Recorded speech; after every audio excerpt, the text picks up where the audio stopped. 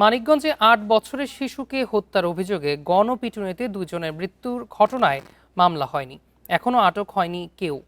ময়নাতদন্তের পর মরদেহ স্বজনদের কাছে হস্তান্তর করা হয়েছে।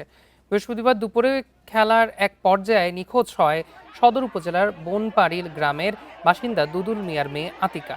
এলাকাবাসীর সন্দেহ হওয়ায় নাইম নামে এক কিশোরকে জিজ্ঞাসাবাদ করা হলে তার দেয়া তথ্যে রাত 10টার দিকে বাড়ির পাশের ক্ষেতে হাত পা বাঁধা অবস্থায় শিশুটির মরদেহ পাওয়া যায়। সে সময় পালিয়ে যায় নাইম। এ সময় বিক্ষুব্ধ এলাকাবাসী বাড়ি থেকে ডেকে এনে নাইমের বাবা ও চাচাকে পিটিয়ে হত্যা করে। পিটুনিতে গুরুতর আহত হন নাইমের বড় ভাই। ধারণা করা হচ্ছে কানের দুল ও চেইন ছিনিয়ে নিতেই শ্বাসরোধ করে হত্যা করা হয়েছে শিশুটিকে। পুলিশ জানায় শিশুকে হত্যা এবং এর জেরে দুজনকে পিটিয়ে হত্যার ঘটনায় জড়িতদের দ্রুত আইনের আওতায় আনা হবে। আইন শৃঙ্খলা নিয়ন্ত্রণে ওই এলাকায় পুলিশ মোতায়েন রয়েছে।